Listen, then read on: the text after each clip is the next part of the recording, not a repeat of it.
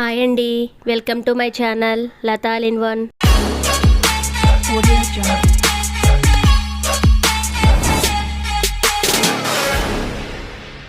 ముందుగా ఒక మిక్సింగ్ బౌల్లోకి 1 కప్పు ఫుల్లుగా మైదా పిండి అయితే తీసుకున్నాను. మైదా పిండి ప్లేస్లో గోధుమ పిండి కూడా తీసుకోవచ్చు. అదే బౌల్తో 1/2 కప్పు వరకు పుల్లటి పెరుగు కూడా వేసేసుకోవాలి. 1/2 టీ స్పూన్ జీలకర్ర కూడా వేసుకుంటున్నాను.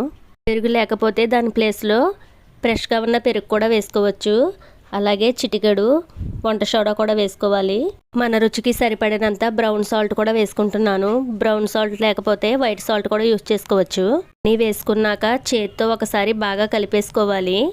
మొత్తం కలిసిపోయాక అదే బౌల్లోకి కొంచెం వాటర్ పోసుకుని ఉన్న వాటర్ని కొంచెం కొంచెం పోసుకుంటూ మరీ లూజ్గా కాకుండా మరీ టైట్గా కాకుండా వీడియోలో చూపిస్తున్నట్టు కలుపుకోవాలి. ఇలా కలుపుకున్నాక చేత్తో బాగా బీట్ చేసుకోవాలి. ఎంత బాగా బీట్ చేసుకుంటే అంత బాగా ఉంటుంది. ఇలా బాగా బీట్ చేసుకున్నాక దీంట్లోకి అయితే కొంచెం ఆయిల్ వేసుకుని ఇంకొకసారి బాగా కలిపేసుకుని పక్కన పెట్టేసుకోవాలి. మూత పెట్టి 2 లేదా 3 గంటల వరకు బాగా నాననివ్వాలి. ఇప్పుడు ఈ పునుగులలోకి చట్నీ అయితే రెడీ చేసుకుందాము. స్టవ్ ఆన్ చేసి ఒక కడాయి పెట్టుకోవాలి. కడాయిలోకి కొద్దిగా ఆయిల్ వేసుకుని ఆయిల్ హీట్ అయ్యాక మనకు కావలసినన్ని పల్లీలు వేసుకుంటున్నాను. మాడిపోకుండా లో ఫ్లేమ్లో పల్లీలను బాగా వేయించుకోవాలి. ఇవి చక్కగా వేగిపోయాక ఒక బౌల్లోకి వేసేసుకుందాం. పల్లీలను పక్కకి తీసేసుకున్నాక తుంచుకున్న పచ్చిమిర్చి కూడా వేసుకొని వీటిని కూడా బాగా వేయించుకోవాలి. ఇవి కూడా బాగా వేగిపోయాక ఇవి పూర్తిగా చల్లారే వరకు పక్కన పెట్టేసుకుందాం. పల్లీలు పూర్తిగా చల్లారిపోయాక ఇందులోకి కొంచెం సాల్ట్ వేసుకుని గ్రైండ్ చేసేసుకోవాలి.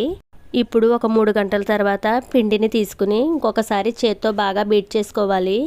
ఇలా 2-3 సార్లు బీట్ చేశాక ఆన్ చేసి కడాయి పెట్టుకుని ఆయిల్ వేసుకోవాలి. ఆయిల్ హీట్ అయ్యేలోపు పచ్చడి కూడా అయిపోయింది కదా, దీన్ని పక్కకు పెట్టేసుకుందాం. వేడిగున్న ఆయిల్లోకి చేయిని వాటర్లో డిప్ చేసుకుంటూ ఇలా చిన్న చిన్న పునుగుల్లాగా పిండిలో ముంచి వేసుకోవాలి. ఇలా మనకి ఎన్ని పడితే అన్ని పునుగులు వేసేసుకుని ఇవి లో టు మీడియం ఫ్లేమ్లో చక్కగా ఫ్రై చేసుకుని ఒక బౌల్లోకి తీసేసుకుందాం. ఈవినింగ్ స్కూల్ నుంచి పిల్లలు వచ్చేసరికి ఈ విధంగా వేడివేడిగా ఇంట్లోనే బజ్జీలు వేసి పెడితే వాళ్ళైతే చాలా ఇష్టంగా తింటారు. ఎటువంటి బయట ఫుడ్ కూడా అడగరు.